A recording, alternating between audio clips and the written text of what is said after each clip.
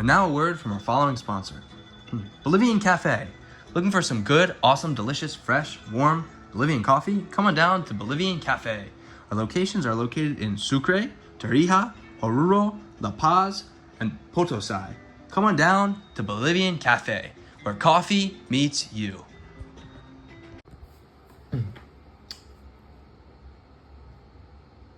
Yeah, Noah, so welcome back to all of our listeners to the next segment of this episode, which I've really had a lot of fun filming this episode so far because just a lot of really interesting things to talk about.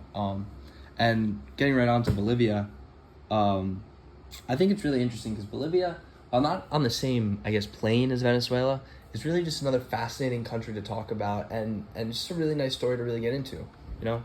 Yeah, and I agree with that, and it's, this segment will be a little bit more positive, which I think is good for the podcast. So I think we might as well just hop right into it.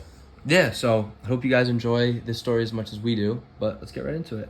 So Bolivia, what we really found inspiring was less really about the people and more about the country as a whole, which I really think speaks to the government and I guess we talk about a country, I guess when we're talking about less about the people, it really is the people kind of make the country. So it's really kind of both in the same way. But unlike Venezuela, Bolivia is nowhere near in an inflation-induced coma. In fact, the Bolivian peso to U.S. dollar conversion has not changed drastically within the last 10 years, which is a huge win for a country like Bolivia, which I'm guessing, a lot of people don't know that much about.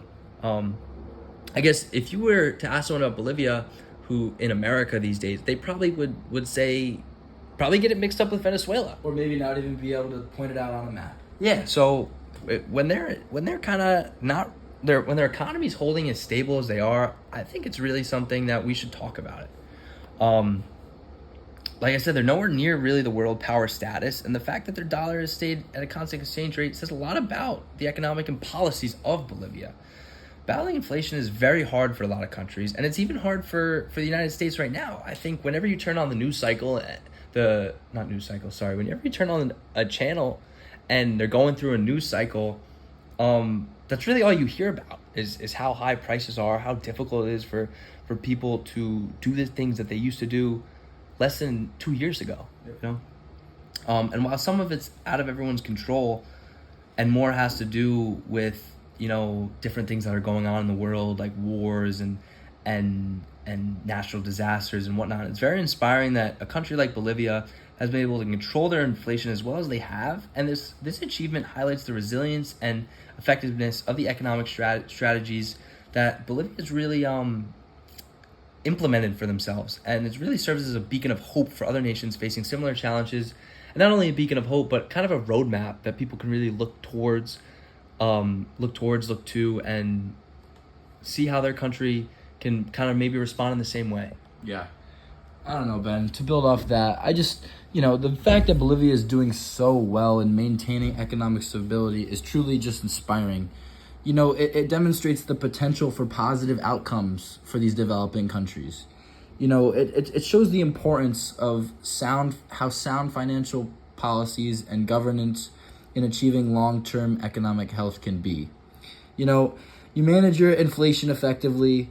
Bolivia not only ensures a stable economy, but sets a powerful example as to what can happen with diligent and strategic efforts over a long period of time. And in conclusion, what we feel us Americans can take from this is a mindset to always strive and push for better. Recently in America, it seems like we may have hit some sort of lull where we're not pushing as hard and we're not striving for the best. But, take a look at Bolivia here. Regardless of the fact that they're not a well-known economic powerhouse, they've put a plan into place to keep their currency up to par with ours, which is really just inspiring in and of itself. And I don't know if you have anything else to mention, but I feel like we did a really good job wrapping up Bolivia there. Yeah, one more thing that I would add, it's kind of crazy to me that you don't hear more stories about this. You kind of, and I don't want to get into our next segment too quickly, but when you think about Bolivia, you really only hear about the stuff that's going wrong, in the news, on TV, on your phone. You don't really hear about all the good stuff that's going on, and I think that's important to remember when you're listening or watching anything, that you're not really getting the full story. You should really deep dive to get the full story. And that's really all I have to say on this segment, on this part. Yep, couldn't agree more. I'd say let's move on. Yeah. All right. Well, let's move on, guys. All right. Well, a lot of things in Bolivia seem to be going the right way, as we talked about in our previous segment. There were some unfortunate series of events that have caused some things that we can learn from in Bolivia, but overall, just some things that went wrong. First of all, it's the idea that the mine workers versus the military were pinned against each other. According to Felix Marucci here, when two powerful groups of people are coming against each other, and not even really necessarily powerful groups of people, but the whole idea of strength in numbers and the herd mentality, when a lot of people come together with one idea, and in this case it's the miners who are demanding higher pay and better working conditions, things can start to get done, and things can start to get not so civil, and things can start to get worse. And there were weeks and weeks of protests and road blockades, and a major clash between the National Federation of Mining Cooperatives and police forces. And they were just trying to get better working conditions and increase regulations, but things like that is hard to come by, especially in countries where laws aren't very prevalent like we have here in the United States. Another thing that went wrong is really just the lack of representation of the indigenous people. Although Morales took major steps to increase indigenous representation by, reserving seats in parliament for them, he also aimed to counteract systemic exclusion and underrepresentation of indigenous groups. While this is good, he excluded the largest indigenous populations, the Quechua and Aymara. So that really, think about this logically, Ben. It makes no sense. You're going to reserve seats for these indigenous people, but you're not going to reserve seats for the two biggest populations. That just genuinely doesn't make any sense to me, and I could see why these people were really, really upset. This is a major issue. They're finally getting some sort of representation, yet the two biggest groups aren't going to get any of it. And so I know you have something to add about the coups, and I'd like you to talk about it.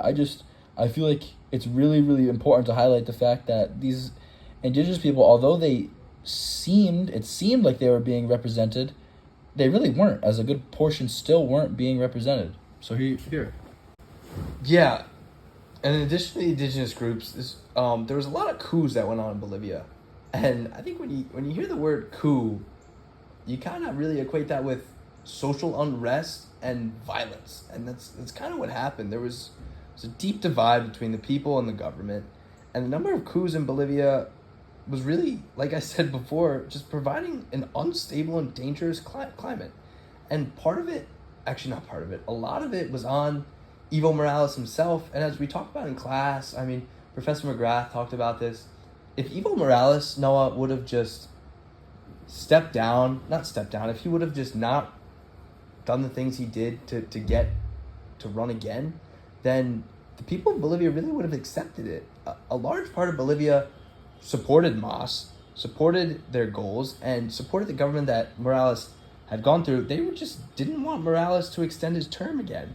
And when you think about the election fraud that went on, after he pushed the courts to really make it so he could run for another term, when the Constitution that, mind you, he wrote said he couldn't run again. And then when he does run again, he's in the election, and then the news reports just stop reporting on it, and you don't hear about anything of the election until they come back on, and magically you hear that Morales has enough votes to retain the presidency.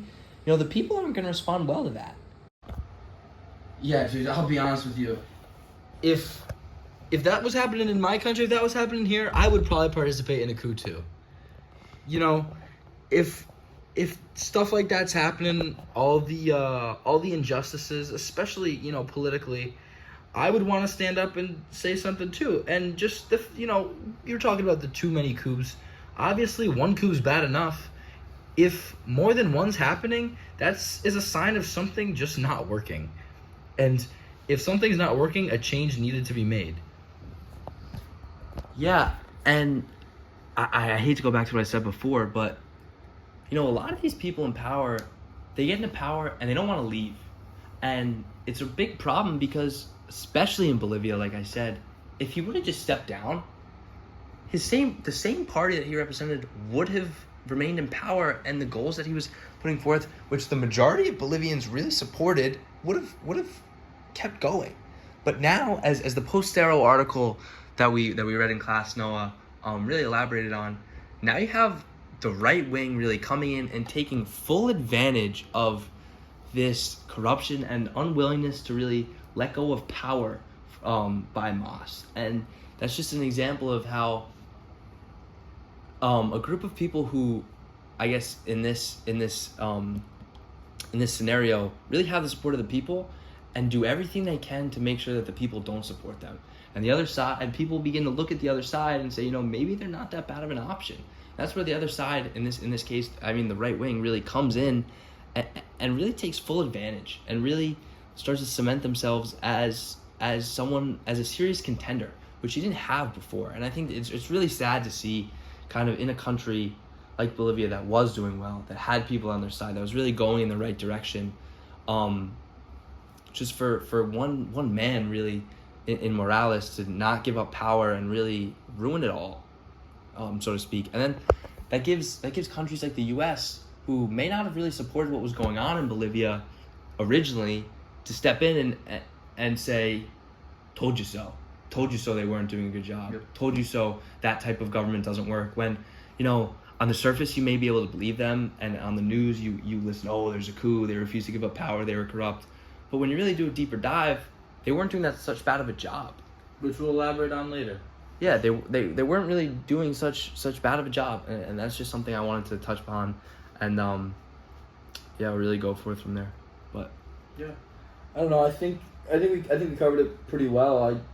I say we move on to the U.S. segment here.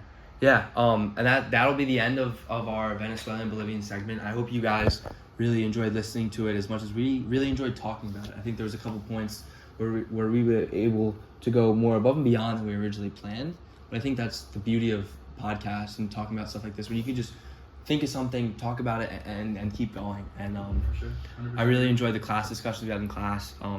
Matt Como, Professor McGrath, and all the sources that we were able to use really stimulated this conversation that we were able to provide for you guys. And hope you enjoy listening, and hope you come back for our next segment.